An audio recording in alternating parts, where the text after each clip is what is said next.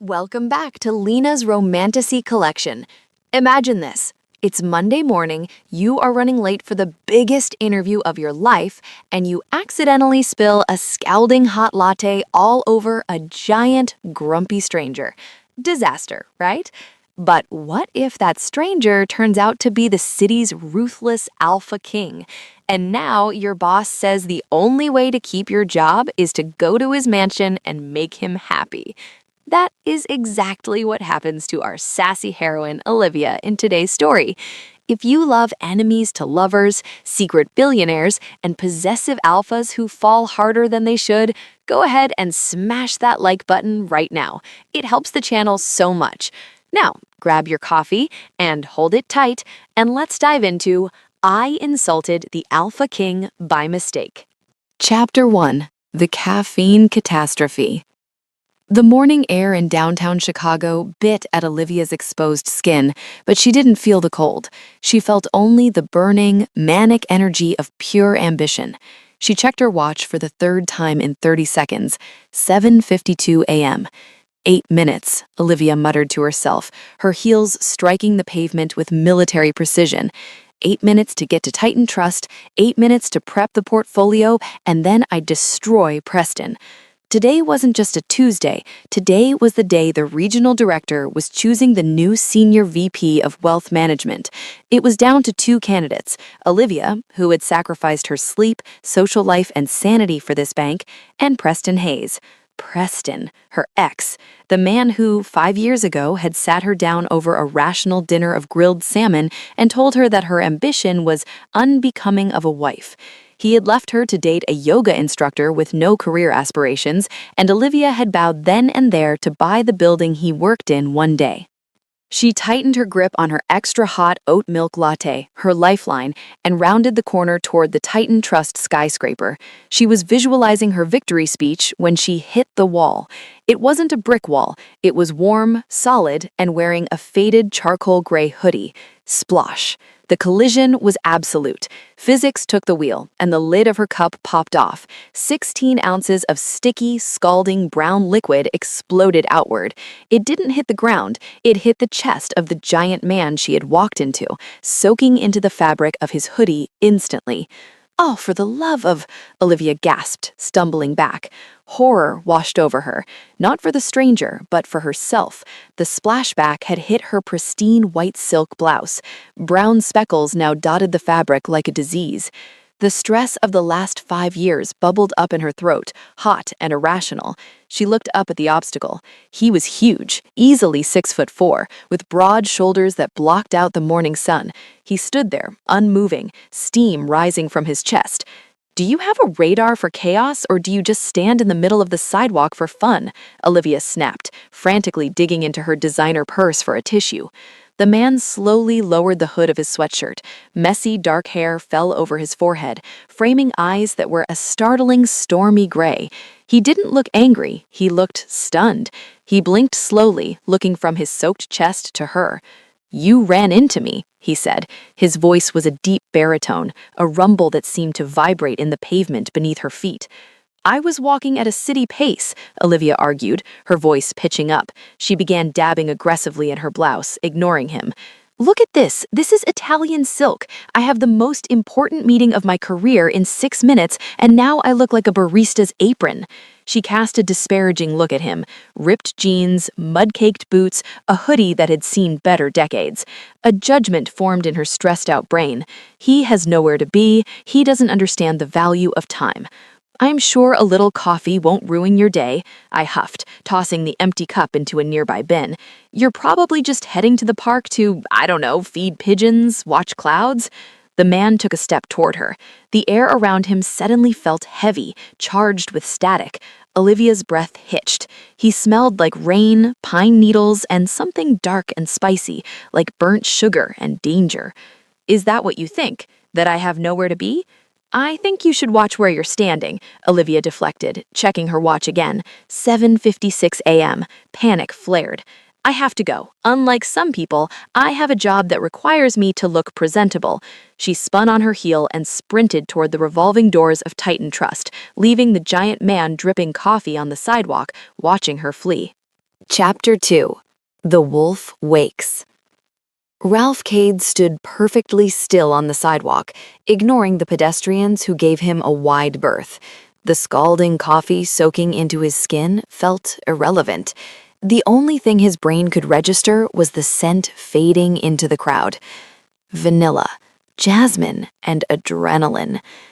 Mate, a voice growled in the back of his mind. It wasn't a human thought. It was the wolf, the beast inside him, the alpha spirit of the Obsidian Shadow Pack. Had been dormant for nearly a decade. Ralph had buried it under layers of grief and business deals, living a solitary life in his fortress in the woods. He came into the city only when necessary and always incognito. He hated the city, he hated the noise, but he didn't hate her. His wolf clawed at the mental bars of his consciousness, pacing, snarling, demanding, chase her, catch her, keep her. Ralph took a deep breath, inhaling the lingering scent of her perfume. She was rude, she was high-strung, she was judgmental, and she was the most magnificent thing he had seen in a century. "She thinks I feed pigeons," Ralph murmured to himself, a dry amusement curling his lips. He looked up at the towering glass monolith she had disappeared into. Titan Trust. The name sparked a memory.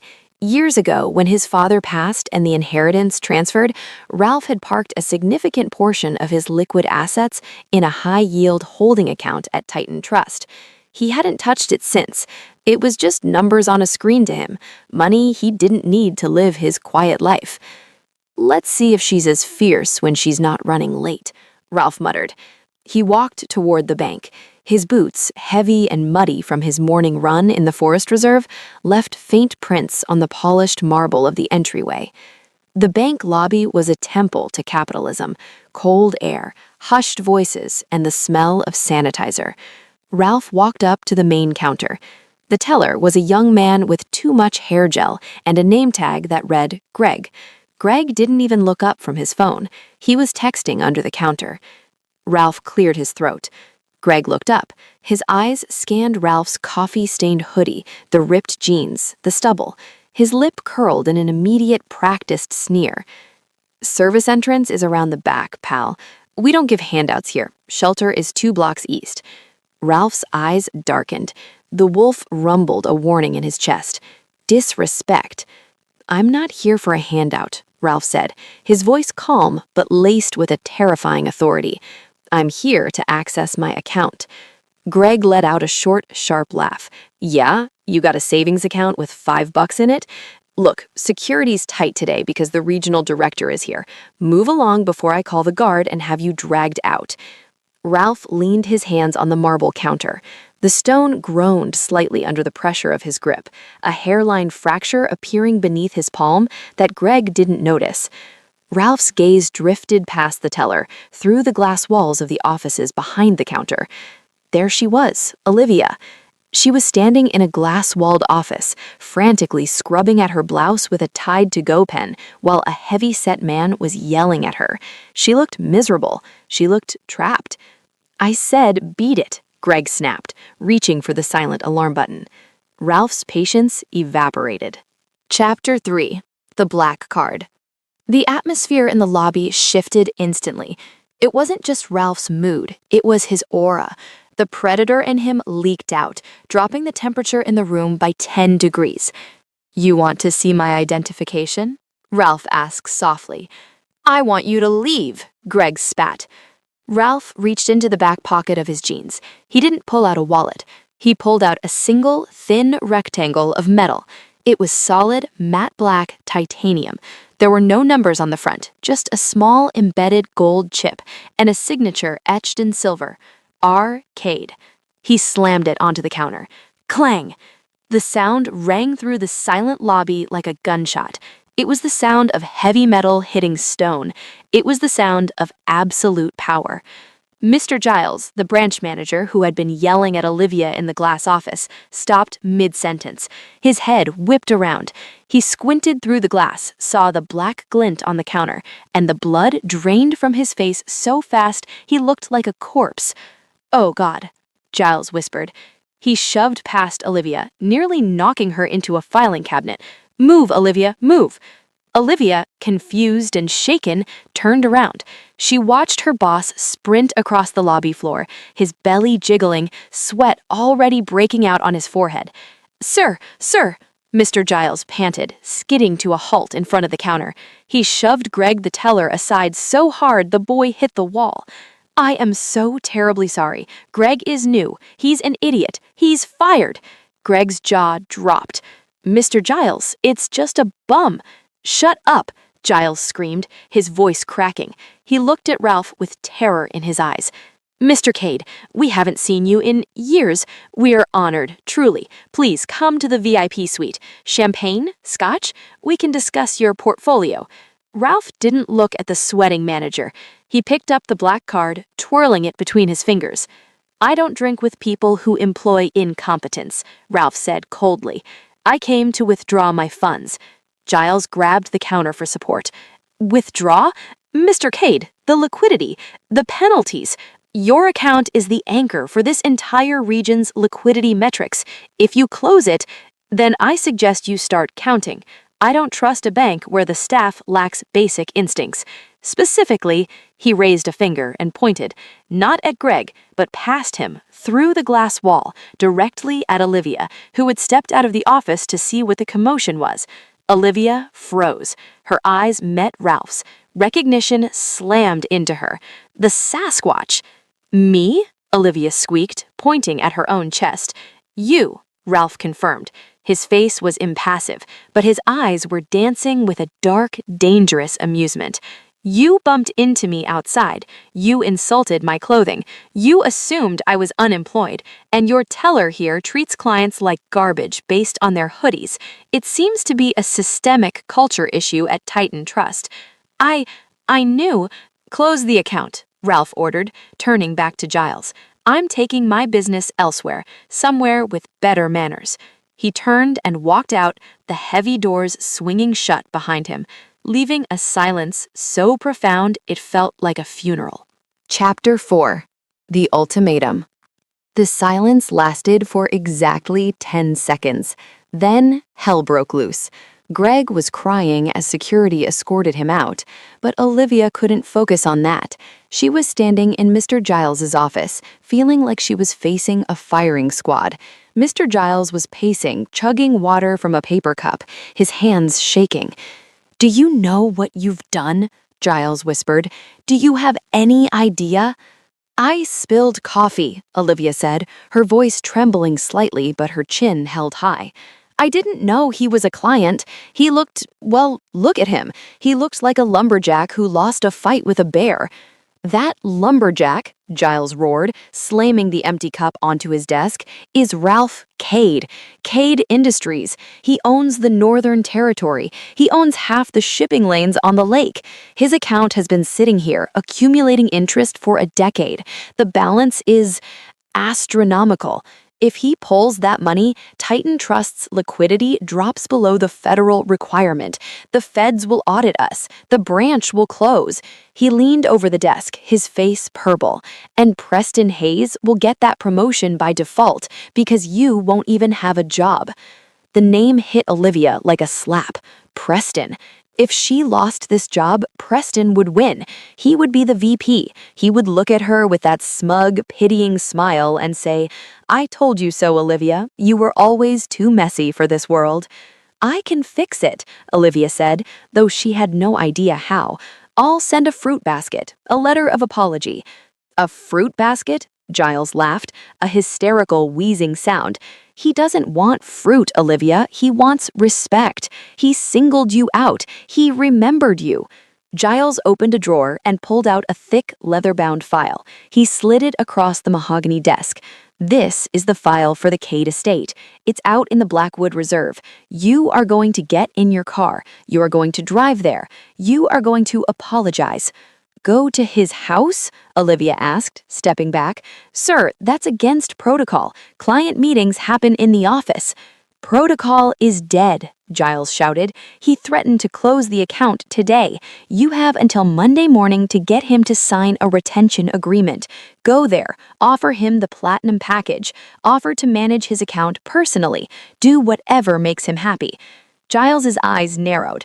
"If you don't come back with his signature, don't come back at all, and I will personally call Preston and tell him you were fired for incompetence." Olivia stared at the file. Her pride screamed at her to throw it in Giles's face and walk out, but her ambition, the fire that Preston had tried to extinguish, burned hotter. She snatched the file. "Fine, I'll go see the wolf." The drive to Blackwood Reserve took 45 minutes, and with every mile, civilization seemed to peel away. The skyscrapers of Chicago faded in the rearview mirror, replaced by the encroaching tree line. The road narrowed, winding deeper into the forest. The trees here were ancient, towering pines that blocked out the afternoon sun, casting long, spindly shadows across the asphalt. Olivia's little sedan felt woefully out of place. "He lives in a haunted forest," Olivia muttered to herself, gripping the steering wheel until her knuckles turned white. "Of course he does. Probably eats trespassers for lunch." She checked the GPS. Arrival in 2 minutes. She turned a corner and gasped. The gates to the Cade estate were massive, wrought iron, 20 feet high, twisted into shapes that looked disturbingly like thorns and vines. As her car approached, a camera mounted on the stone pillar swiveled to track her. She rolled down her window to the intercom. Olivia from Titan Trust, here to see Mr. Cade." She expected a voice, a demand for ID. Instead, there was a heavy mechanical clunk, and the gates swung open silently. The driveway was a mile long, paved with black stone. When the house finally came into view, Olivia had to admit, grudgingly, that Ralph Cade had taste. It wasn't a house, it was a modern fortress of glass, steel, and dark timber, cantilevered over a rushing river. It looked like it had grown out of the cliffside. It was beautiful, imposing, and utterly isolated. Olivia parked her car next to a black SUV that looked like it was armored. She checked her reflection in the rearview mirror. The coffee stain on her blouse had dried into a stiff, ugly map of her morning failure. She had tried to cover it with a scarf, but she still felt messy. "Show no fear," she whispered. "He's just a client with a lot of zeros in his bank account." She stepped out. The air here was different, crisp, smelling of damp earth and cedar. It was quiet, too quiet. She walked to the massive front door, made of a single slab of dark oak. She raised her hand to knock. Before her knuckles touched the wood, the door swung open. Ralph Cade stood there. He had changed. The hoodie was gone. He was wearing a black button-down shirt, the sleeves rolled up to reveal forearms that were thick with corded muscle and dusted with dark hair. He wasn't smiling. He was leaning against the doorframe, watching her with those intense gray eyes that seemed to strip away her defenses layer by layer. He looked bigger without the bulky sweatshirt. Dangerous. "You're persistent," Ralph said. His voice was lower than it had been at the bank, intimate and rumbling. "I'm employed," I corrected, clutching her briefcase to her chest like a shield. "And I intend to stay that way, Mr. Cade." "Come to beg for your manager?" Ralph asked, a flicker of amusement crossing his face. "No," I said, lifting my chin, refusing to be cowed by his size or his wealth. "I came to tell you that pulling your money out of a high-yield trust because your feelings got hurt is a terrible financial decision. I'm here to save you from your own temper, Mr. Cade." Ralph stared at her for a long, agonizing beat. The silence stretched, filled only by the sound of the rushing river below. Then he threw his head back and laughed. It wasn't a polite corporate laugh. It was a deep, booming sound that echoed off the trees and made Olivia's stomach do a traitorous flip. "Come in, Olivia," he said, stepping aside and gesturing into the shadowed hallway. "Walk into my parlor." Olivia hesitated. Every instinct she had screamed, "Run!" But she thought of Preston's smug face. She thought of her promotion. She took a breath, squared her shoulders, and stepped over the threshold. Chapter 6. The Beast in the Hallway. The interior of Ralph Cade's home was a study in intimidation. If the exterior was a fortress, the interior was a cathedral to masculine solitude. Olivia stepped onto floors made of dark, polished slate that clicked sharply under her heels. The foyer was cavernous, illuminated by a chandelier made of raw antlers and Edison bulbs. The air smelled of expensive scotch, old leather, and that same woodsy, spicy scent that clung to Ralph himself. "Do you live here alone?" Olivia asked, her voice echoing slightly. She tried to sound unimpressed, but her eyes were wide, taking in the grand staircase that seemed to float upward without supports. "Or do you have a staff of minions hiding in the shadows?" "I value my privacy," Ralph murmured, closing the heavy oak door behind her. The sound of the latch clicking shut was final, cutting off the outside world completely. "I have a housekeeper who comes on Tuesdays. Otherwise, it's just me." "And the heating bill, I assume," Olivia quipped, shivering slightly. The house was kept at a temperature that favored those with fur, though she didn't know that yet. Suddenly, a low, rumbling growl vibrated through the floorboards. Olivia froze. The sound was deep, primal. It didn't sound like a dog. It sounded like a tectonic plate shifting. From the shadows of the living room, a creature emerged. It was massive, a wolf-dog hybrid easily weighing 150 pounds, with jet black fur and piercing yellow eyes. It stalked toward them, head lowered, teeth bared in a silent snarl. "Oh my God," Olivia whispered, clutching her briefcase to her chest. Is that a bear?" "That's Bane," Ralph said calmly. He didn't move to restrain the beast. He just watched, his hands in his pockets. "Bane? You named your pet after a comic book villain?" Olivia hissed, backing up until her back hit the door. "Call him off. He looks like he's deciding which of my limbs to eat first." Bane approached her, sniffing the air loudly. He stopped inches from her terrified legs. He inhaled deeply, taking in the scent of her fear, her perfume, and the lingering coffee stain. Then the growl cut off abruptly. The massive beast let out a soft woof, sat down on his haunches, and nudged Olivia's hand with a wet, cold nose. Ralph's eyebrows shot up. "He likes you." "He likes the taste of fear," Olivia corrected, though her heart rate was beginning to slow. She tentatively reached out and patted the massive head. The fur was thick and coarse. Bane leaned into her touch, closing his eyes. Ralph's voice dropped an octave. He was watching the interaction with an intensity that made Olivia's skin prickle. "He usually tears the mailman's tires apart." "Maybe he just appreciates a woman in a suit," Olivia said, regaining a shred of her composure. She straightened her blazer. "Now, Mr. Cade, as charming as your livestock is, can we discuss your portfolio? I have a retention agreement here that needs your signature." Ralph stared at her, then at the dog who was now traitorously wagging its tail. A slow smirk spread across his face, a look of predatory satisfaction. "Not here," Ralph said, turning toward a hallway. "My study. We have a lot to discuss, Olivia, and a standard retention agreement isn't going to cut it." Chapter 7. The Counteroffer. Rolf's study was the heart of the house. Walls lined with books that looked actually read, a massive fireplace where a real log fire crackled, and a desk made of a single slab of mahogany that looked heavy enough to crush a car. Rolf didn't sit behind the desk. He sat on the edge of it, crossing his long legs, forcing Olivia to stand in the middle of the room like a student in the principal's office. "Here is the situation," Olivia began, pulling the papers from her briefcase with practiced efficiency. "Titan Trust acknowledges the error in service this morning. To compensate, we are offering you a zero-fee structure for the next fiscal year, an upgrade to the Platinum tier, and a personal apology from Mr. Giles." She extended the pen. "Just sign here, and we can pretend I never spilled coffee on you." Rolf didn't take the pen. He looked at the paper as if it were a boring napkin. "I don't care about fees, Olivia," Rolf said softly. "I have more money than I could spend in 10 lifetimes. Do you think saving 0.5% on transaction costs matters to me?" "It should," Olivia argued. "It's efficient." "I don't want efficiency. I want competence," Rolf countered. He stood up and walked around the desk, closing the distance between them.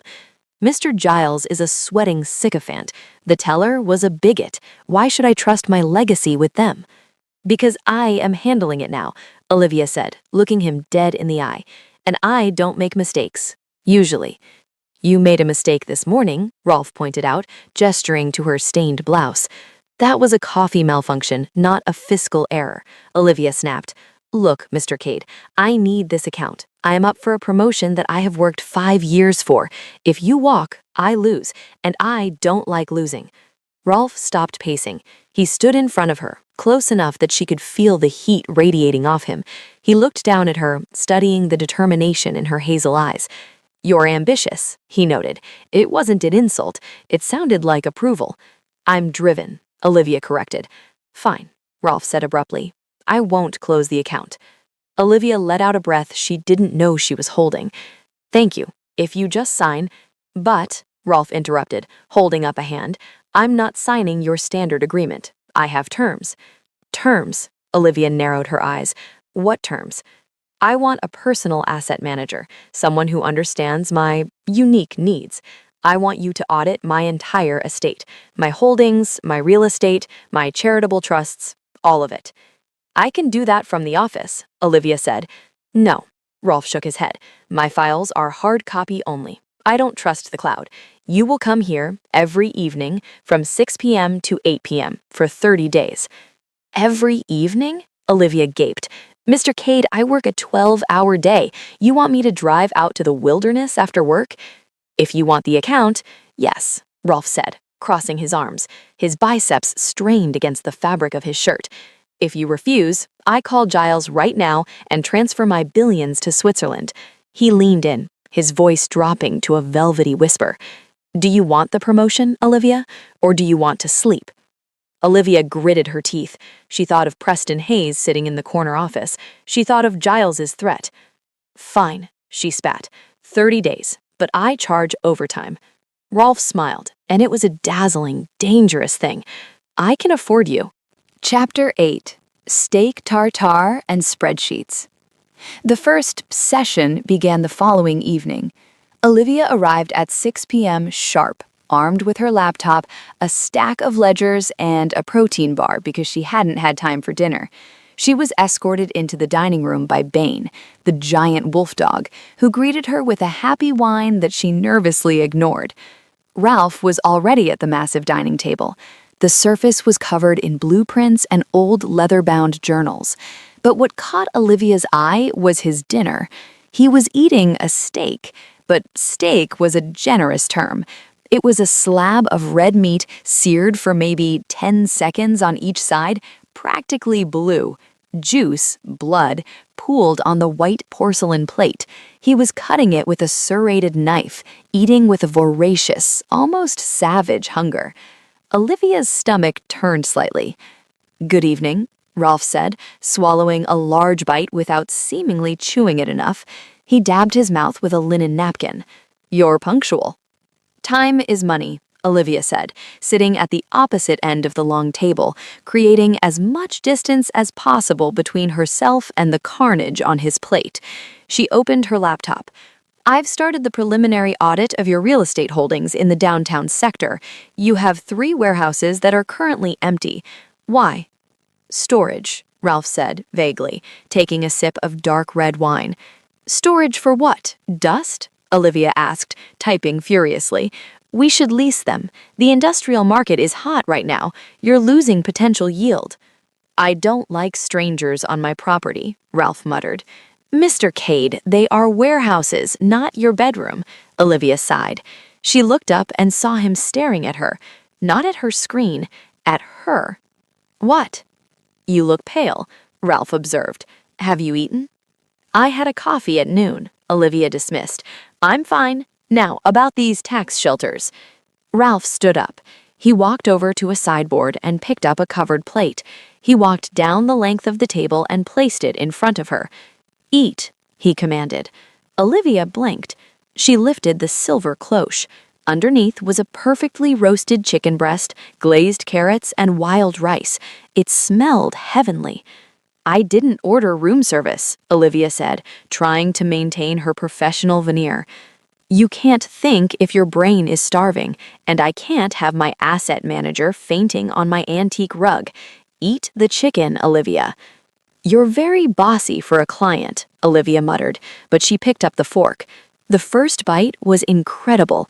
She couldn't help the small moan of appreciation that escaped her lips.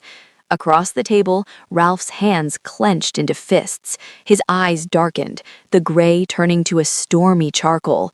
He watched her lips wrap around the fork with an intensity that felt physical. "Is it to your liking?" he asked, his voice rough. "It's better than the vending machine at the bank," Olivia admitted. "Did you cook this?" "I have talents," Ralph said, stabbing another piece of his raw steak, "but I prefer my meat simpler." "Simpler?" Olivia eyed his bloody plate. "That cow is still mooing, Mr. Cade. I think I saw it twitch." Ralph chuckled, a low sound deep in his chest. "I like to know what I'm eating. Processed food is dead. I need fuel." "Right," Olivia said, returning to her spreadsheet. "While you channel your inner caveman, I'm going to restructure your bond maturity dates. You're losing 3% on inflation." "You're relentless," Ralph murmured, watching her type. "I have to be," Olivia said, not looking up. "The world doesn't hand things to women who ask nicely. We have to take them." Ralph stopped chewing.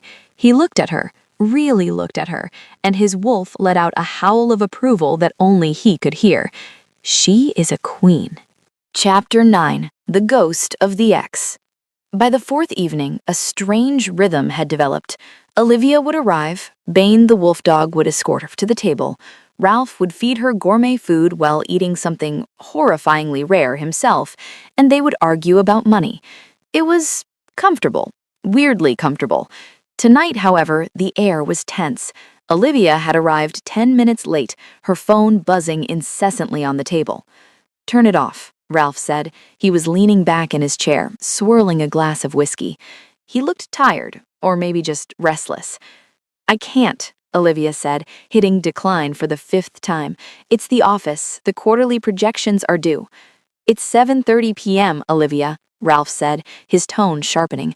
"Why are they calling you? Where is this Preston Hayes I keep seeing on the email chains?" Olivia froze. Her finger hovered over the phone screen. "Preston is the other candidate for the promotion," Olivia said tightly. "He's probably calling to gloat about a client acquisition." "He's your competition," Ralph stated. "He's my ex," Olivia corrected. The words slipped out before she could stop them. The room temperature seemed to drop. Ralph set his glass down. It made a sharp click on the wood. "Your ex," Ralph repeated. The word sounded like a curse in his mouth.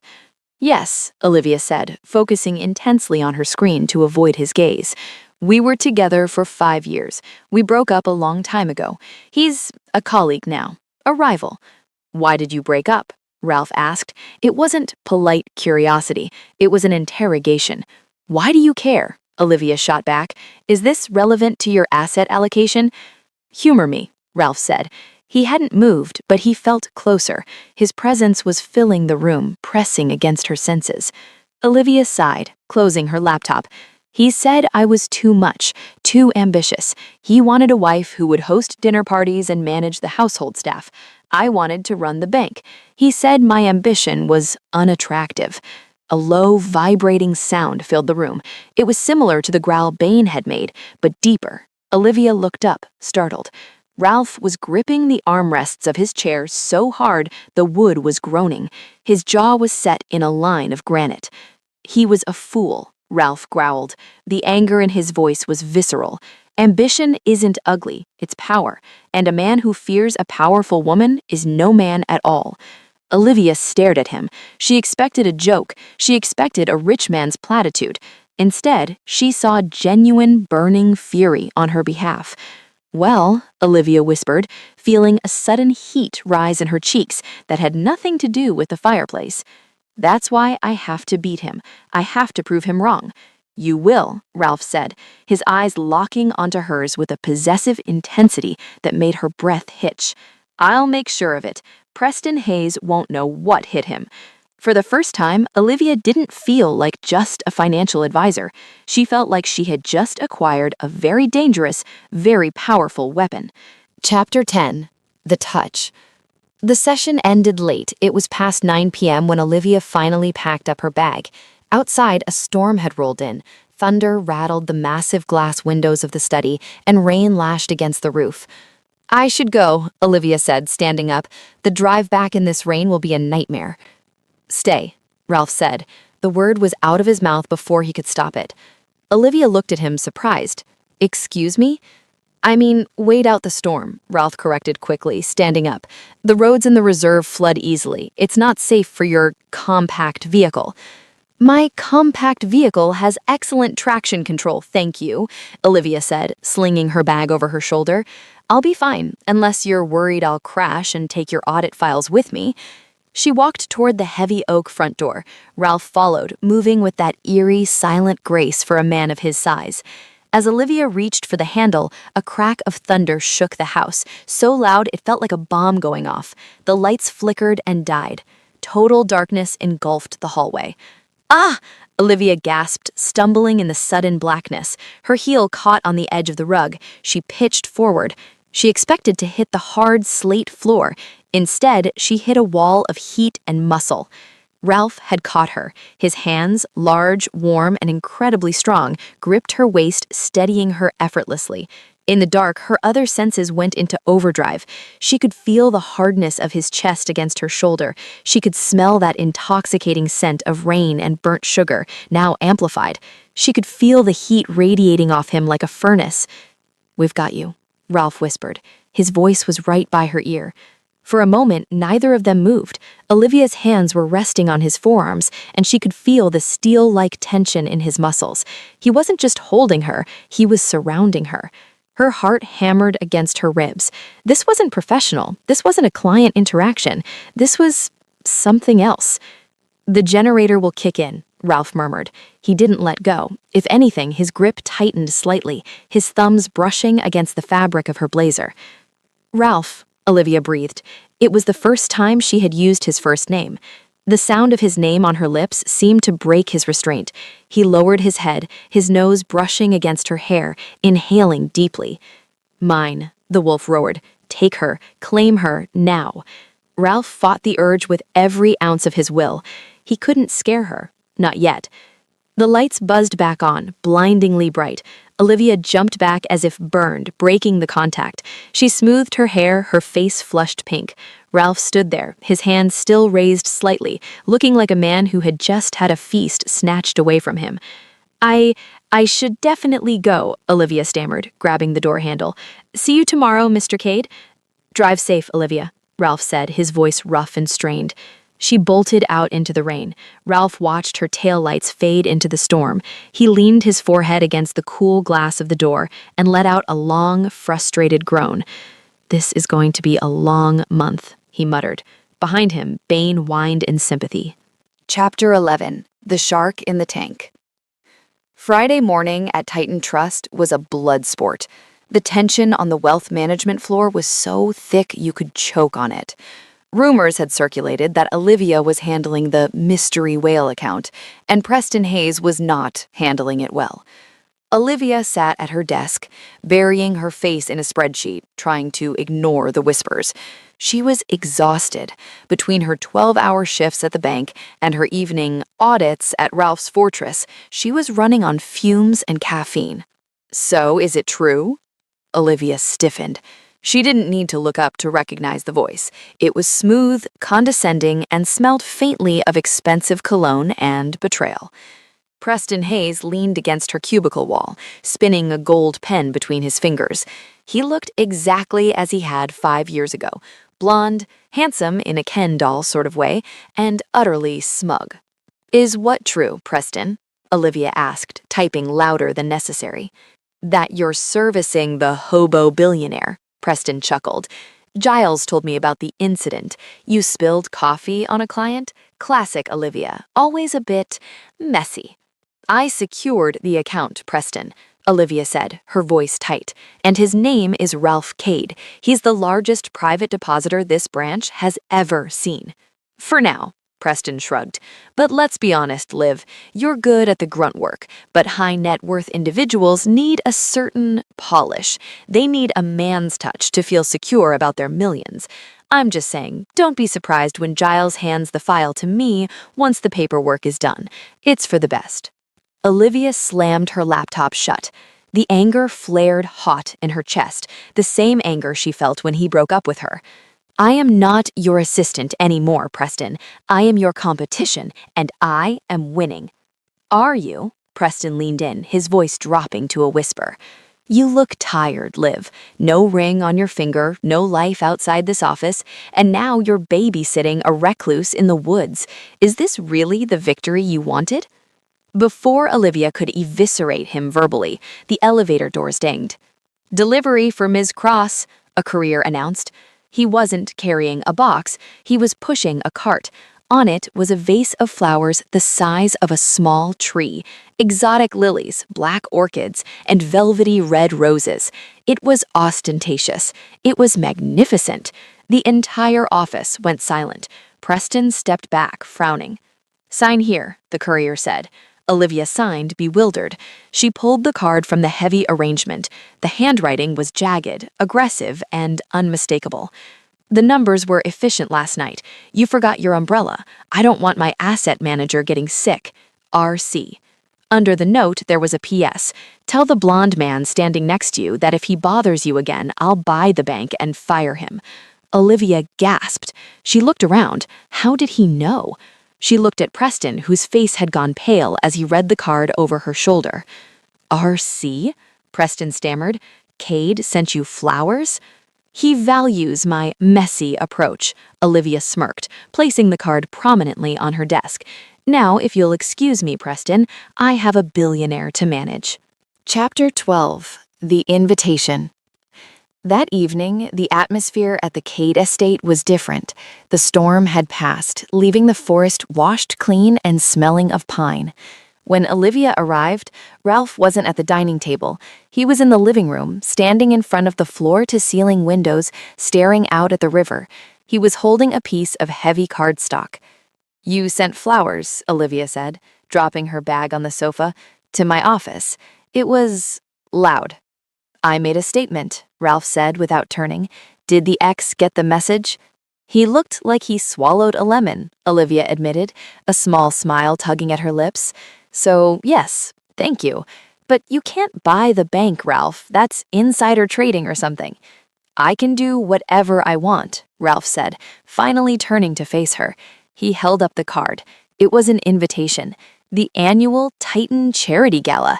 It was the biggest event of the season, where the city's elite mingled, drank champagne, and measured each other's net worth. I have to go to that, Olivia groaned, rubbing her temples. Giles expects all senior staff to attend. It's going to be a nightmare of small talk and Preston parading his new fiancée. I know, Ralph said. I received an invite too, as a distinguished client. Olivia laughed. You go to a gala? You hate people, you hate suits, you hate small talk. True, Ralph agreed, taking a step toward her. But I hate the idea of you walking into a room full of sharks alone even more. Olivia blinked. Are you saying you want to go? I'm saying I am going, Ralph corrected, and you are coming with me. I'm staff, Ralph. I have to work the room, Olivia protested. No, Ralph growled softly. He reached out, his large hand brushing a stray lock of hair from her forehead. The touch sent a jolt of electricity straight to Olivia's toes. I don't have a dress like that, Olivia whispered, mesmerized by the intensity in his gray eyes. Leave that to me, Ralph said. Tomorrow a tailor will come to your apartment. Let them measure you. Ralph, this is crossing a line. The line was crossed when you spilled coffee on me, Olivia, Ralph murmured. Now we're just negotiating the terms of your victory. Chapter 13. The Gala of Wolves. The grand ballroom of the Ritz-Carlton was dripping with crystals and desperation. Waiters circulated with trays of caviar while the city's upper crust pretended to like each other. Olivia stood near the entrance, her heart hammering against her ribs. She felt different. The dress Ralph had commissioned was nothing short of a weapon. It was deep emerald green velvet, strapless, hugging every curve of her body before pooling on the floor. It had a slit that went dangerously high up her thigh. It was elegant, bold, and entirely unlike her usual sensible pantsuits. Breathe, she told herself. A heavy, warm hand settled on the small of her back. She didn't flinch. She leaned into it. Ralph stood beside her.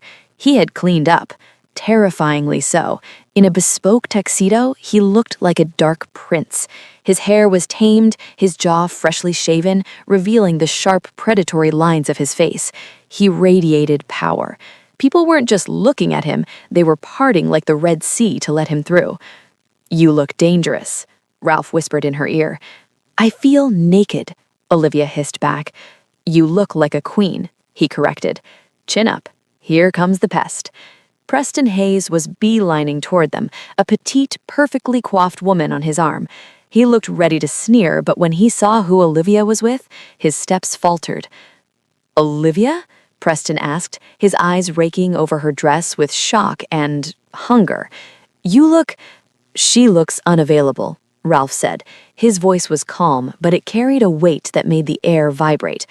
Preston swallowed, looking up at the giant man towering over him. "Mr. Cade, I didn't realize you attended these functions. I'm Preston Hayes. I handle the—" "I know who you are," Ralph interrupted. "You're the man who thinks ambition is a flaw." Preston's smile faltered. "Excuse me? Olivia is the sharpest financial mind I have ever met. The fact that you couldn't handle her brilliance says more about your insecurity than her character." The silence that followed was delicious. Preston turned bright red. His fiancée looked at him with sudden suspicion. Well, business is complicated," Preston stammered. "It's not," Ralph said, tightening his grip on Olivia's waist. "It's simple. You undervalue assets. I don't." Ralph turned his back on Preston, effectively dismissing him from existence. He looked down at Olivia, his eyes softening. "Dance with me." It wasn't a question. He led her to the floor. As they moved, Olivia realized she wasn't just fixing her career tonight. She was falling in love with the wolf. Chapter 14. The Ambush. The high of the gala lasted until they reached the edge of the city. Ralph had insisted on driving her home in his armored SUV rather than letting her take a cab. The drive was quiet, the tension between them thick and heavy with unsaid things. "You were amazing back there," Olivia said softly, watching the city lights fade into the darkness of the forest road that led to the reserve. "I've never seen Preston speechless." "He's a weak man," Ralph grunted, his eyes scanning the mirrors. He seemed tense, his knuckles were white on the steering wheel. "Ralph?" Olivia asked, sensing the shift in his mood. "Is something wrong?" "We're being followed," Ralph said. His voice was devoid of emotion, deadly calm. Olivia spun around. 2 sets of headlights were far behind them, keeping pace. "Maybe it's just other guests leaving?" "No," Ralph said, sniffing the air inside the sealed car. "I can smell them. Rot and wet dog." "You can smell the other car?" Olivia asked, confused. "Hold on," Ralph commanded. He slammed on the gas. The SUV surged forward, the engine roaring. The headlights behind them sped up, blindingly bright. Suddenly, a massive dark shape leaped from the embankment onto the road ahead. Ralph swore and slammed on the brakes. The SUV screeched, fishtailing on the damp asphalt, coming to a halt inches from the figure. It wasn't a deer, it was a man, but he was hunched over, his eyes glowing yellow in the headlights. "What is that?" Olivia screamed. The 2 cars behind them boxed them in. Doors opened. 4 more men stepped out. They were big, ragged, and carrying chains and pipes. But it wasn't the weapons that terrified Olivia. It was the way they moved, twitchy, animalistic. "Rogues," Ralph growled. "They must have tracked my scent from the city. They want the territory." He turned to Olivia. His face was grim. "Lock the doors. Stay in the car. Do not come out no matter what you see." "Ralph, don't!" Olivia grabbed his arm. "There are 5 of them. You can't fight them." Ralph looked at her hand on his arm, then up at her eyes. I have to. They won't stop until they get to you. Me? Why me? Because you smell like me, Ralph said enigmatically. He opened the door and stepped out into the night. Chapter 15. The Beast Unleashed. Olivia scrambled to the driver's side window, pressing her hands against the glass. Her heart was beating so fast she felt dizzy. Ralph stood in the middle of the road, illuminated by the high beams. He looked calm. He began to unbutton his tuxedo jacket, tossing it onto the wet pavement. Then he unbuttoned his shirt cuffs. The 5 men circled him. One of them, a brute with a scar across his face, laughed. The king comes out to play. Where's your pack, Vane? Did you leave them at home? I don't need a pack to deal with trash, Ralph said. His voice was strange, distorted, deeper than humanly possible. The scarred man roared and lunged, swinging a heavy iron chain. Olivia screamed. Ralph moved faster than her eyes could track. He caught the chain mid-swing, yanked the man forward, and threw him 20 feet into the woods like a rag doll. The other 4 attacked at once. Ralph fought with brutal efficiency, breaking bones and dodging blows, but they were unnatural too. One of them tackled Ralph from behind, sinking his teeth, human teeth, into Ralph's shoulder. Blood sprayed. No, Olivia cried, her hand fumbling for the door handle. She couldn't just watch him die. Ralph roared in pain and fury. He threw the attacker off, but he was outnumbered. 2 more grabbed his arms. They were going to overwhelm him. Ralph looked back at the car. He saw Olivia reaching for the handle. Protect her, the wolf screamed. Protect mate. He couldn't fight them as a man, not fast enough. He had to change. He had to show her the monster. Ralph fell to his knees. A sickening sound of cracking bones echoed through the clearing. Olivia froze, her hand on the latch. Ralph's body began to contort, his spine elongated, snapping audibly. His skin rippled, dark fur bursting through the expensive dress shirt. His jaw extended, teeth lengthening into razor-sharp daggers. In seconds, the man was gone. In his place stood a massive black wolf, the size of a horse, with muscles like steel cables and eyes of burning gray fire. The rogue wolves, still in human form, stepped back in terror. Alpha, one whispered. The black wolf roared, a sound that shook the trees and vibrated in Olivia's very bones.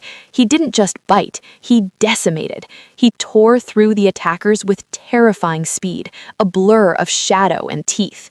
Within moments, the road was clear. The rogues had fled or were lying broken in the ditch. Silence returned to the forest. The massive black wolf stood panting in the headlights, blood dripping from his muzzle. Slowly, he turned his massive head toward the car. He looked directly at Olivia. Olivia stared back, her breath caught in her throat. It wasn't just a monster. She recognized the eyes. She recognized the soul behind them.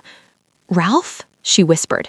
The wolf took a step toward her, and Olivia didn't know if she should open the door or lock it forever.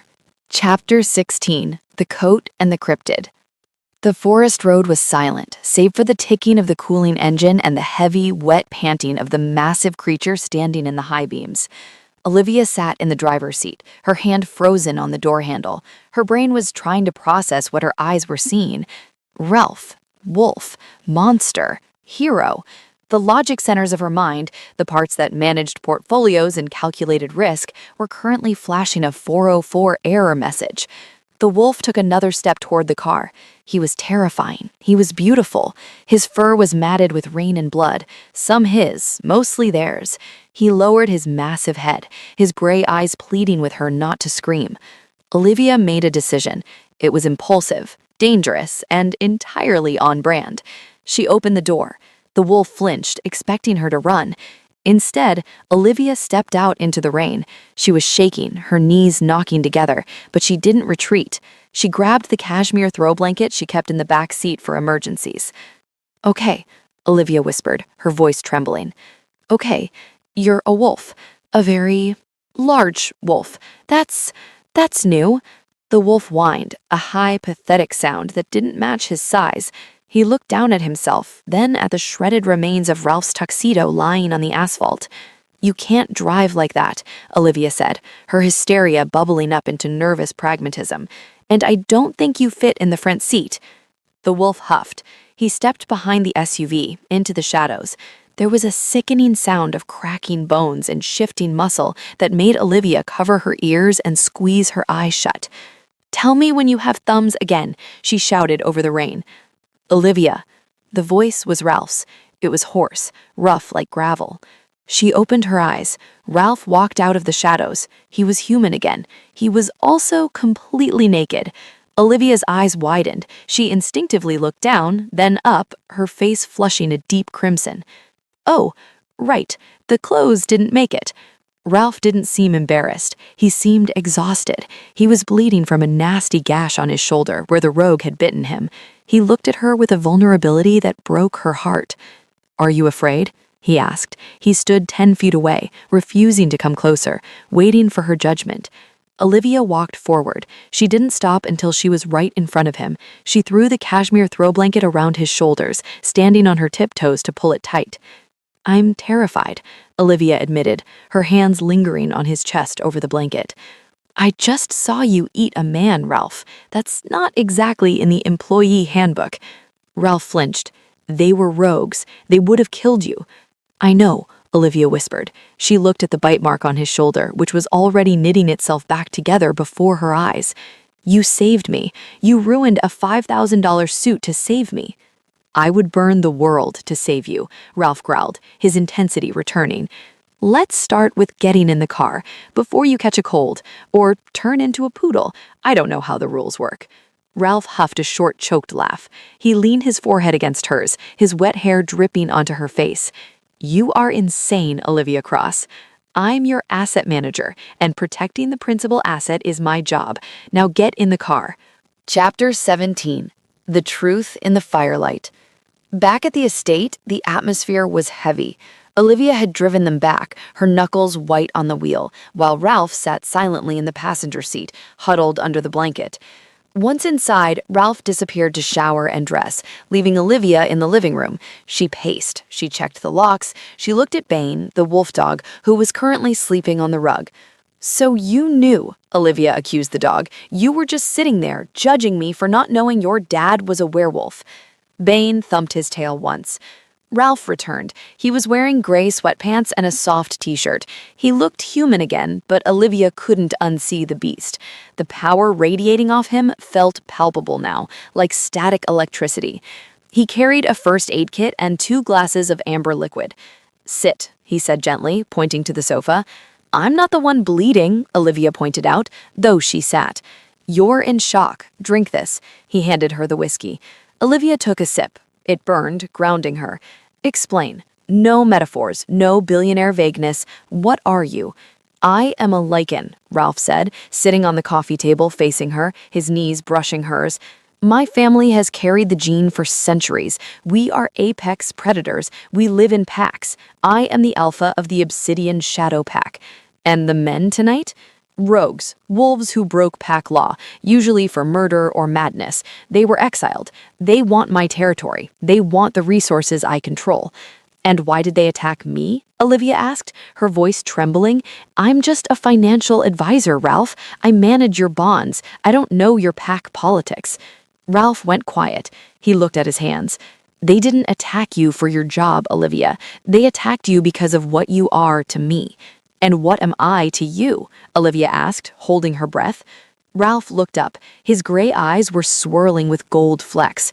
"Wolves have instincts, rare ones. When we find the person who balances our soul, who calms the beast and challenges the man, the wolf recognizes them." He reached out, taking her hand. His skin was fever hot. "You are my mate, Olivia." The word hung in the air. Mate. "Like soulmates?" Olivia squeaked. "Like in a bad romance novel?" "Like biology," Ralph corrected intensely. "My wolf claims you. My heart recognizes you. From the moment you spilled that coffee on me, I haven't been able to think of anything else. I crave your scent. I crave your voice. I feel your fear and your happiness like it's my own." Olivia stared at him. "So when you hired me, I just wanted to be near you," Ralph admitted. "I wanted to see if the human side of me could handle you. I thought I could keep it professional. And I failed," Ralph said, "because every time you argue with me about tax shelters, I want to bite you." Olivia's face went crimson. "Ralph!" "I want to mark you," he corrected, his voice dropping to a growl. "I want the world to know you are mine, so that no rogue, no ex-boyfriend, no one ever dares to touch you again." Olivia pulled her hand back, her mind reeling. "This is a lot. You're asking me to accept that monsters are real and that I'm married to one by destiny?" "I'm asking you to give me a chance," Ralph said softly, "not as a wolf, as a man, as Ralph." He looked so hopeful, so terrified of her rejection, that Olivia's fear melted away. "Okay, but if you bite me during a tax audit, I'm charging double." Chapter 18, The Morning After. Olivia woke up in a bed that wasn't hers. It was massive, smelling of cedar and Ralph. She shot up, panic flaring for a second before the memories of the night before came crashing back. The attack, the shift, the confession. She looked around. She was in the master bedroom. Ralph was nowhere to be seen, but there was a note on the pillow. "Went to secure the perimeter. Breakfast is downstairs. Don't leave the house. R." "Don't leave the house?" Olivia muttered, reading the note. Bossy alpha. She dragged herself out of bed, finding one of his shirts folded on the chair for her. She put it on. It came down to her knees. She walked downstairs, her mind trying to categorize the new data. Fact 1. My biggest client is a werewolf. Fact 2. I am apparently his biological soulmate. Fact 3. I don't hate it. That was the scary part. She should be running. She should be calling the police or animal control. But she felt safe. For the first time in 5 years, the constant hum of anxiety in her chest was gone. She walked into the kitchen. Ralph was there, cooking. He looked domestic, despite the fact that he could turn into a killing machine. He was making pancakes. "You're awake," he said, turning around. His eyes raked over her in his shirt, and a dark heat flared in his gaze. "You look good in my clothes." "It's a little big," Olivia said, sitting at the island. "So is this normal? Werewolf pancakes?" "I'm trying to be normal," Ralph admitted, placing a plate in front of her. "I'm trying for you. I know last night was traumatic." "It was eye-opening," Olivia corrected, pouring syrup. "So what happens now? Do I go to work? Do I join a pack? Do I need a rabies shot?" Ralph chuckled, leaning against the counter. "You go to work. You live your life. But things will be different. I'm not letting you out of my sight until the rogue threat is neutralized." "You can't follow me to the bank, Ralph," Olivia said. "Giles will have a stroke." "I can buy the bank," Ralph reminded her. "No buying the bank." Olivia pointed her fork at him. "I have a career. I have a reputation. If you show up growling at everyone, I'm ruined." "Then I won't growl," Ralph said, smirking. "I'll be the perfect client. But I am driving you, and I'm picking you up, and I'm installing a security team in your lobby." "Ralph." "Non-negotiable, meet," he said, the alpha tone slipping into his voice. "You are targeted now. If you want to keep your job, you accept my protection." Olivia sighed. She looked at the pancakes. She looked at the man who looked at her like she was the center of the universe. "Fine," she said, "but the security team wears suits, not fur." Chapter 19, The Merger. Monday morning at Titan Trust was weird. It started with Olivia arriving in a convoy. Ralph's armored SUV pulled up, flanked by 2 black sedans. When Olivia stepped out, 4 men in suits, who moved with the same predatory grace as Ralph, formed a perimeter. "This is embarrassing," Olivia hissed as Ralph walked her to the door. "This is necessary," Ralph said. He was wearing a suit today, looking every inch the billionaire mogul. He walked her right up to the security desk. "Mr. Cade," the guard stammered. My security team will be stationed at the north and south exits, Ralph informed the guard, not asking for permission. No one sees Miss Cross without an appointment. No deliveries unless scanned. Is that clear? Yes, sir. They took the elevator up. When the doors opened on the wealth management floor, the silence was instant. Everyone stared. Ralph Cade, the elusive king of Chicago, was personally escorting Olivia to her desk. Preston Hayes was standing near the water cooler. He dropped his cup. "Good morning," Ralph said to the room at large, his voice booming. He turned to Olivia, took her hand, and kissed her knuckles.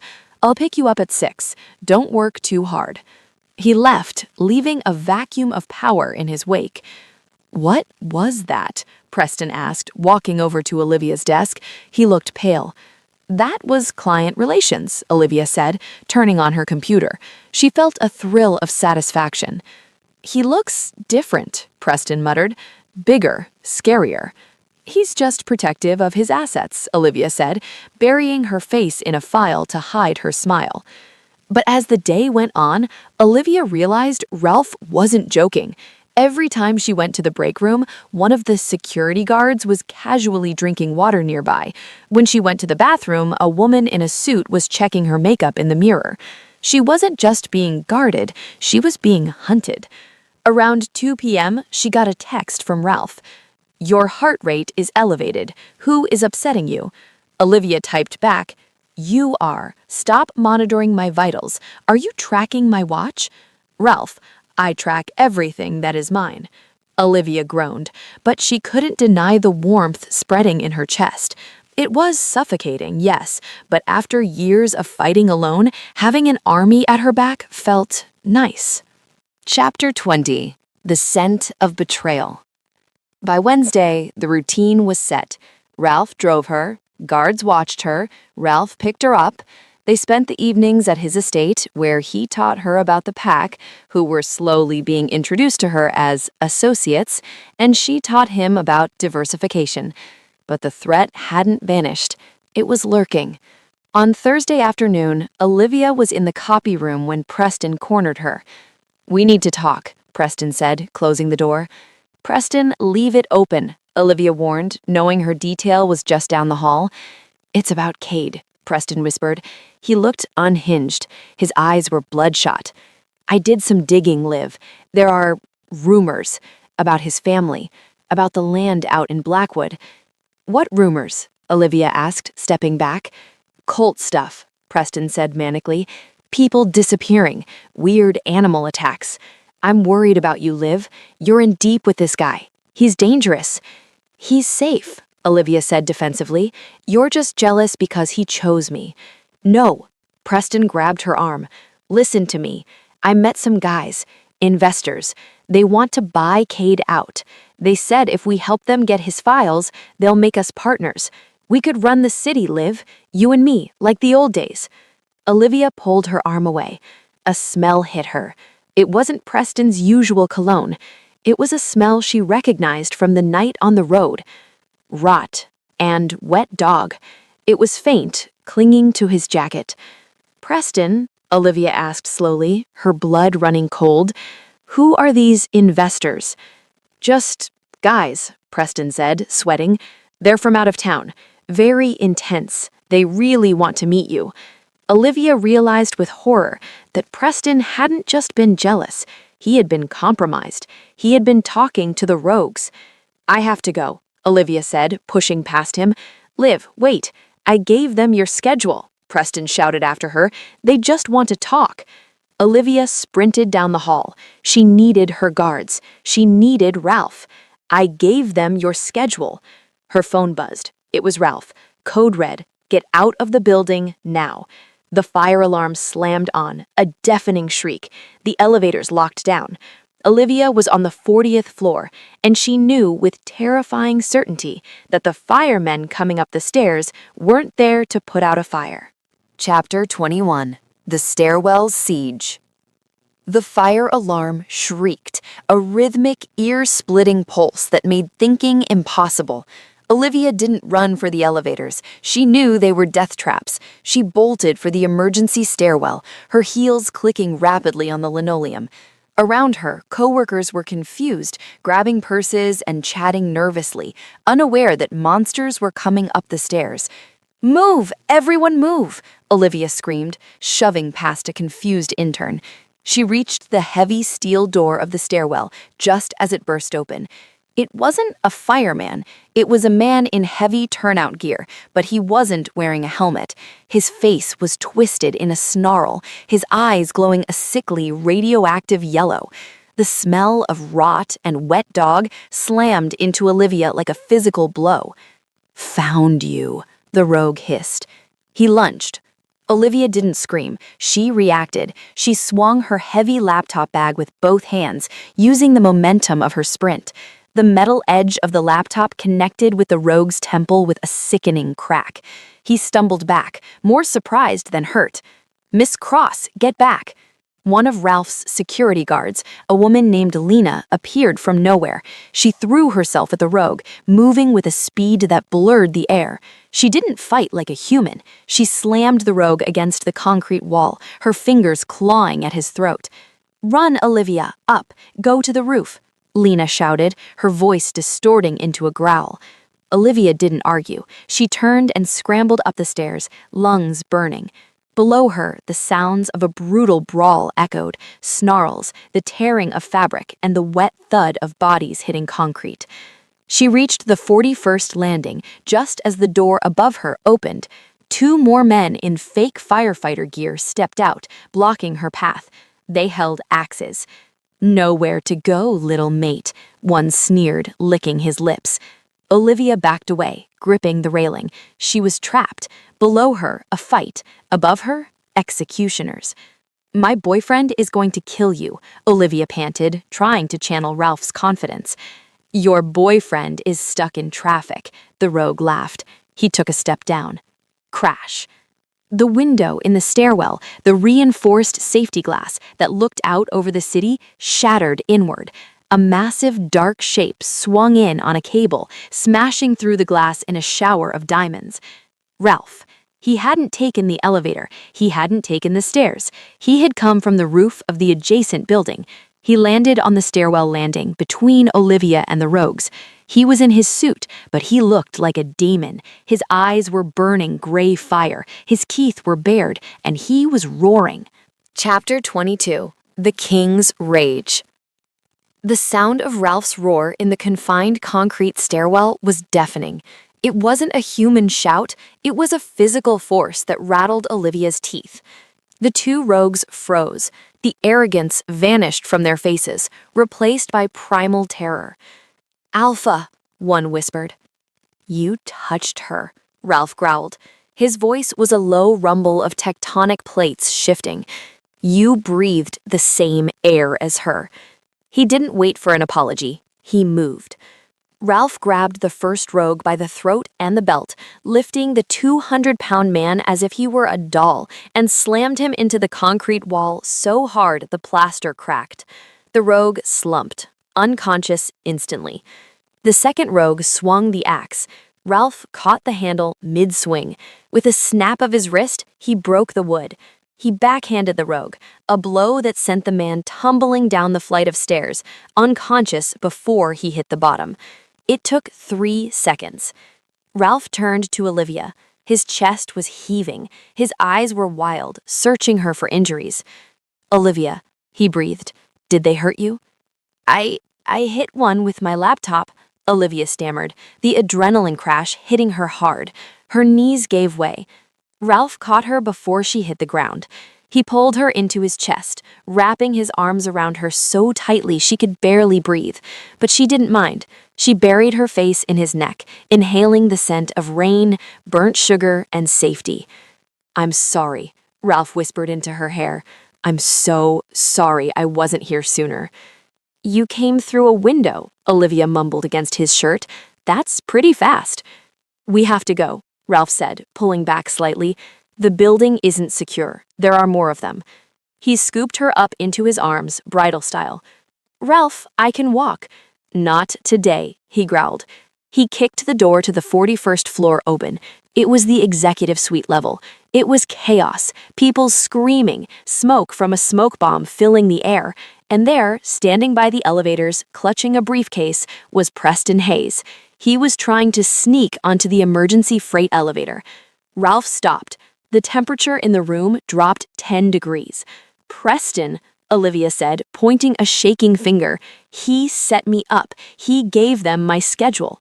Ralph looked at Preston. The look wasn't angry. It was an execution sentence. Chapter 23. The Price of Treason. Preston saw them. He saw Olivia in Ralph's arms. He saw the unconscious rogue lying in the hallway behind them. I didn't know," Preston squealed, backing into the elevator. "They just said they wanted to talk. They said they were investors." Ralph walked toward him, carrying Olivia as if she weighed nothing. The crowd of terrified bankers parted for him. "You sold her," Ralph said calmly. "You sold my mate to wolves for a promise of a partnership." "Mate?" blinked Preston, confused. "Look, Kate, I can fix this. I have the files. We can make a deal." Ralph reached the elevator. He didn't put Olivia down. He simply kicked Preston in the chest. Preston flew backward, hitting the back wall of the elevator with a groan. "You are done," Ralph said. His voice carried across the silent floor. "You are fired. You are blacklisted. If you ever say Olivia's name again, if you ever look at a bank again, I will find you, and I won't be human when I do." He hit the button for the lobby. The doors began to close on Preston's terrified, sobbing face. "Wait!" Preston cried. "They're everywhere! The rogues! They said they have a bomb!" Ralph's eyes narrowed. "They don't have a bomb. They have fear." The doors shut. "We're leaving," Ralph announced to the room. "Everyone stay in your offices until the police clear the building." He carried Olivia to the stairwell he had just cleared. They descended. 40 floors. Ralph didn't break a sweat. He carried her past the police lines, past the paramedics, and straight to his armored SUV. He placed her in the passenger seat and buckled her in with shaking hands. "Where are we going?" Olivia asked, watching the flashing lights of the police cars. "Safe house," Ralph said, getting in the driver's side. "The estate is too far. We're going to the penthouse." He peeled out of the lot, driving with a focused, terrifying precision. Olivia reached out and placed her hand on his thigh. His muscles were rock hard, vibrating with tension. "Ralph," she said softly, "you saved me." "I almost lost you," he replied, his voice cracking. "Preston, the rogues, I should have killed them all." "You did enough," Olivia said. "You came for me." Ralph didn't answer. He just drove, his eyes fixed on the road, as if he were trying to outrun his own guilt. Chapter 24. The Penthouse Sanctuary. The penthouse was located atop the Obsidian Tower, the tallest building in the city, which Ralph naturally owned. The private elevator opened directly into a sprawling apartment that was all glass, steel, and dark leather. It was cold, impersonal, and fortified like a bunker. Ralph locked the elevator. He engaged the security system. Steel shutters descended over the massive windows, sealing them off from the city lights. Only then did he seem to breathe. He turned to Olivia. She was standing in the middle of the room, still clutching her broken laptop bag, covered in soot from the stairwell. "You need a shower," Ralph said. His voice was distant. "There are clothes in the master suite. I'll take the guest room. I need to make calls. I need to hunt down the rest of the pack." He turned to leave. He was pulling away. Olivia could feel it. He was retreating into the alpha role, the cold, tactical general, because the man was too scared to face her. "No," Olivia said. Ralph stopped. "Olivia, I have to—" "No," she repeated, dropping her bag. It hit the floor with a thud. "You don't get to run away to your war room. You don't get to leave me alone after what just happened." Ralph turned around slowly. "I am dangerous right now, Olivia. My wolf he is close to the surface. He smells your fear. He smells the other wolves on you. If I stay, I might lose control." "Good," Olivia said. She took a step toward him. "Lose control." Ralph's eyes widened. "What?" "I almost died today, Ralph," Olivia said, her voice shaking with emotion. "I watched you smash through a window. I watched you break men like twigs. And the whole time, the only thing I was thinking was that I never told you." "Told me what?" Ralph asked hoarsely. That I don't care about the wolf, Olivia whispered, closing the distance between them. I don't care about the danger. I love you, Ralph. I love the man who eats raw steak and buys me flowers and saves me from bad meetings. Ralph let out a sound that was half groan, half growl. He crashed his lips onto hers. Chapter 25. The Mark. The kiss wasn't gentle. It was a collision. It was desperate, fueled by adrenaline, fear, and the primal need to prove that they were both still alive. Ralph tasted like scotch and fury. Olivia tasted like survival. He lifted her up, wrapping her legs around his waist, and carried her to the master bedroom. He didn't bother with the lights. The city glow bleeding through the cracks in the shutters was enough. He laid her on the massive bed, hovering over her like a shelter. I need you, Ralph growled, burying his face in her neck.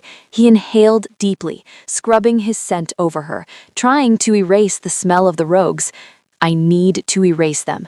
I need you to smell only like me. Then do it, Olivia whispered, her hands tangling in his hair. Claim me, Ralph. The words acted like a trigger.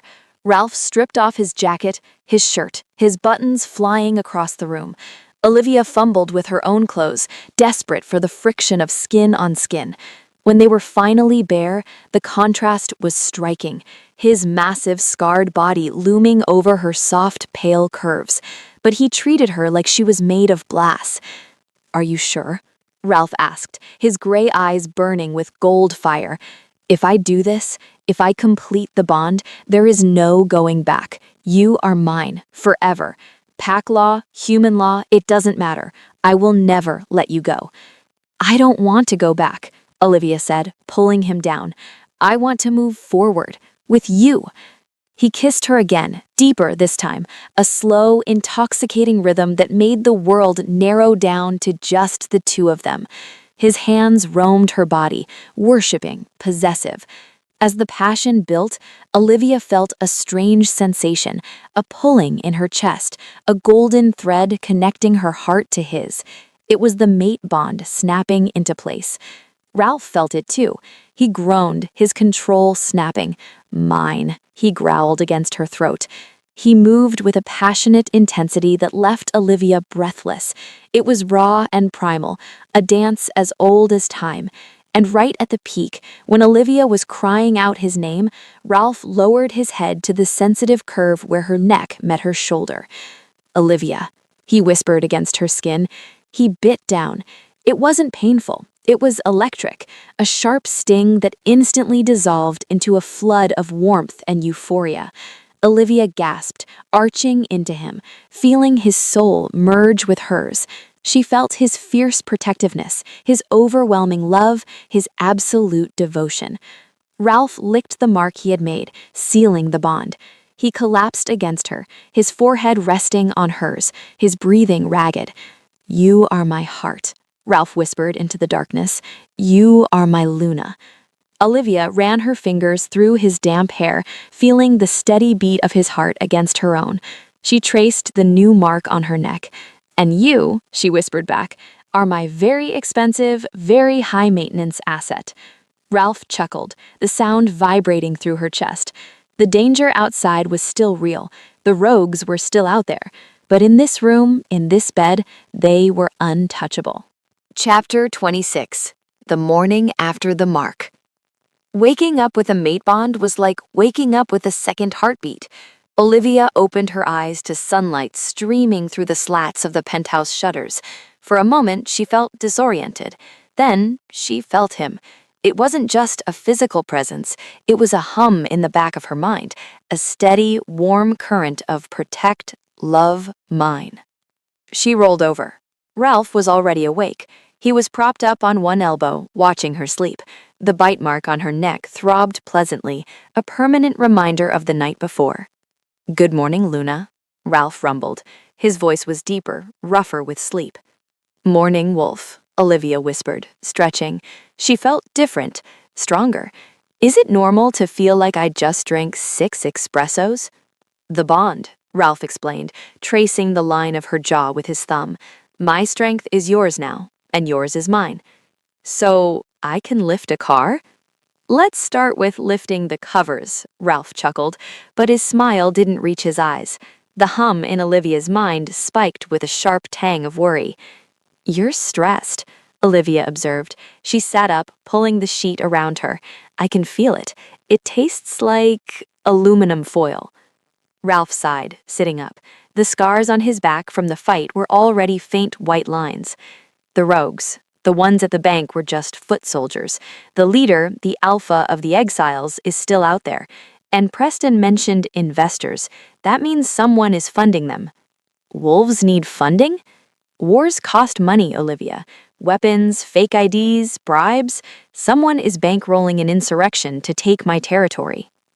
Olivia's eyes narrowed. The romantic haze evaporated, replaced by the sharp, cold clarity of a senior wealth manager.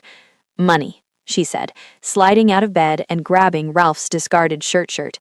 I'm going to freeze their assets so fast their heads will spin. Get up. We're going to the war room. I need a laptop and a secure server.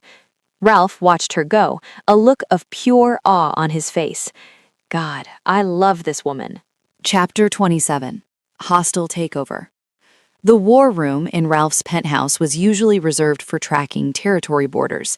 Today, it was Olivia's command center. She had 3 monitors set up. Bane, who had been brought up by security, was sleeping on her feet. Ralph stood behind her, arms crossed, watching the screen as lines of code scrolled by. Okay, Olivia muttered, typing furiously. Preston said investors. Preston is an idiot, so he probably used his work email to communicate. I'm hacking Titan Trust's internal server. Is that legal? Ralph asked, amused. I'm the Luna, Olivia quipped without looking up. I make the laws. Aha! She hit enter. A chain of emails popped up. Here, she pointed. Preston was communicating with a shell company called Apex Holdings. They wired $2 million to an offshore account in the Caymans yesterday. The signatory for Apex is Victor Crumb? No, wait. Victor Volkov. Ralph growled. The sound was low and dangerous. Volkov. He was a Russian alpha exiled 10 years ago for hunting humans for sport. He's the rogue leader. Well, Volkov made a mistake, Olivia said, her fingers flying across the keyboard. He used a SWIFT transfer. That means the money has to pass through a correspondent bank in New York. So, Olivia smiled, hitting a final key with a flourish. I just flagged the transaction as potential terrorist financing with the Federal Reserve. The account is frozen. All of it. He can't buy a stick of gum, let alone a war. Ralph stared at the screen. You just bankrupted the enemy army?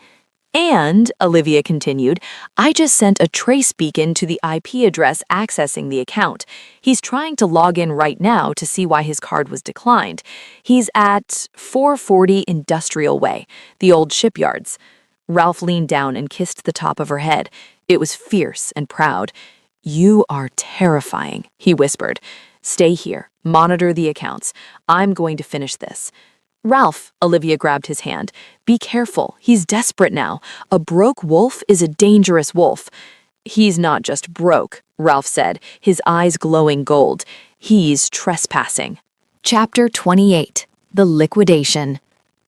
The old shipyards were a graveyard of rusted metal and sea salt. The rain had returned, turning the ground into black sludge. Victor Volkov stood in the center of an empty warehouse, screaming into a burner phone. What do you mean, insufficient funds? I have millions. He threw the phone against the wall, shattering it. Around him, a dozen rogue wolves paced nervously. They were hungry, tired, and now unpaid.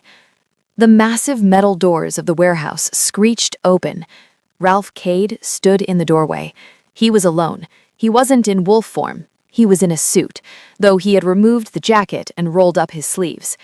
You're having technical difficulties, Ralph called out, his voice echoing in the cavernous space. My asset manager says your credit score just hit 0. Volkov spun around. He was a massive brute of a man, scarred and ugly. Kate, you took my money. My mate took your money, Ralph corrected, walking forward casually. She didn't like you trying to kill her. She holds grudges. Kill him, Volkov roared to his pack. Tear him apart. The 12 rogues hesitated. They looked at Ralph, the true alpha, radiating power. Then they looked at Volkov, the broke exile. I'll pay double whatever he promised, Ralph lied smoothly. Or you can attack me, and I will kill every single one of you before you touch my tie. 6 of the rogues stepped back, heads lowered in submission. They knew a lost cause when they saw one. Volkov roared in fury, his body contorted, bones snapping as he shifted into a massive gray-furred beast. He lunged at Ralph. Ralph didn't shift. He waited until the last second.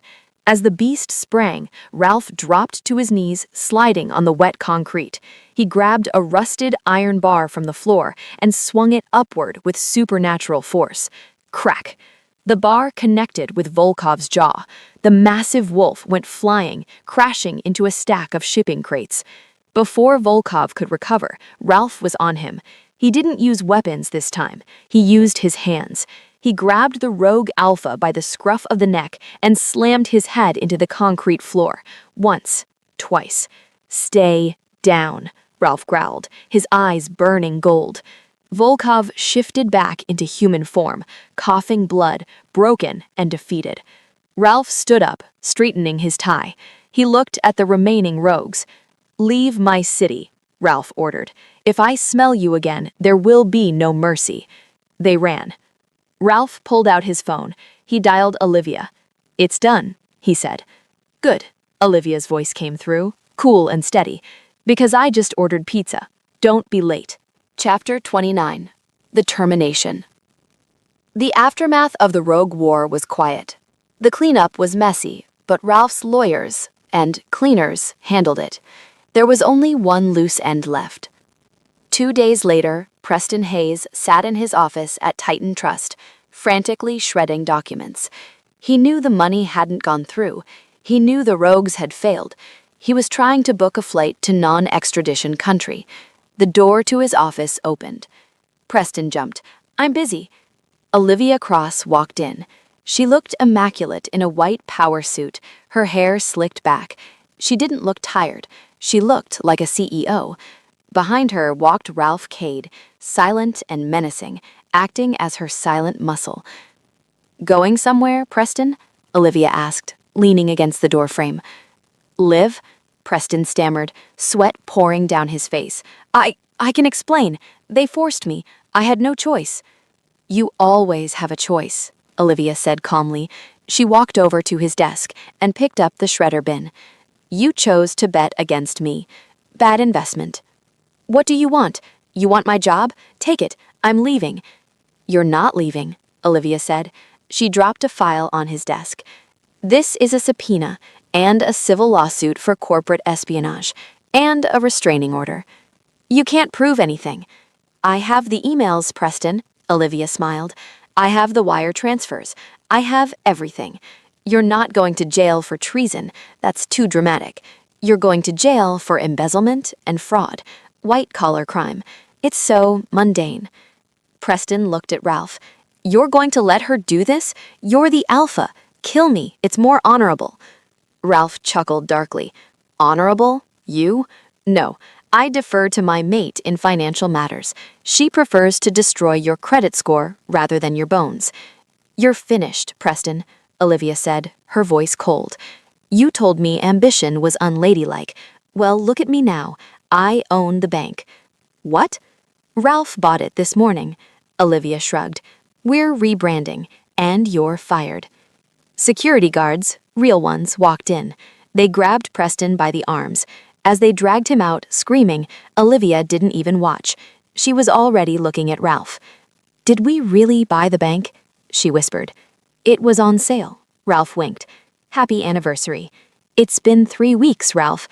Feels like a lifetime, he murmured, pulling her in for a kiss. Chapter 30. Epilogue. The Perfect Blend. 6 months later. The bell above the door of the Daily Grind coffee shop jingled. Olivia walked in, checking her watch. She wasn't running late today. She moved with the easy grace of a woman who owned her time. She wore a cashmere coat that hid the slight bump of her belly, though the pack already knew. The pups, twins, were already the talk of the estate. She ordered her latte, oat milk, extra hot, and waited by the counter. A large, warm hand settled on her lower back. "You're buying your own coffee?" Ralph's voice rumbled in her ear. "I have staff for that." "I like the normalcy," Olivia smiled, leaning back into him. "Besides, this is the scene of the crime." Ralph looked around the shop. "The crime of you assaulting me with hot liquid." "The crime of you falling in love with me," Olivia corrected. She turned to face him. Ralph looked younger than he had 6 months ago. The shadows were gone from his eyes. He looked happy. He looked like a king who had finally found his peace. "I didn't fall," Ralph whispered, tucking a strand of hair behind her ear. "I jumped, and I'd do it again, even if you spilled boiling tea next time." "Don't tempt me," Olivia laughed. The barista called out, "Latte for Olivia." She grabbed the cup. Ralph grabbed her hand. "Ready to go, Luna?" he asked. "The board meeting starts in 20 minutes. You have to terrorize the new interns." "I don't terrorize," Olivia said, walking out into the crisp Chicago air with her mate. "I optimize." "Same thing," Ralph muttered, opening the door for her. As they walked down the sidewalk, passers-by moved out of their way, not out of fear, but out of awe. They looked like a power couple. They looked untouchable. And they were. The Alpha King and his corporate queen, a merger made in heaven, sealed with a bite and a coffee stain. The end. And that is how you negotiate a merger. From coffee stains to a corporate empire, Ralph and Olivia are officially the ultimate power couple. Now, I have a question for you. If your boss told you to drive into the woods to apologize to a scary billionaire, would you do it to save your job, or would you quit on the spot? Let me know your answer in the comments below.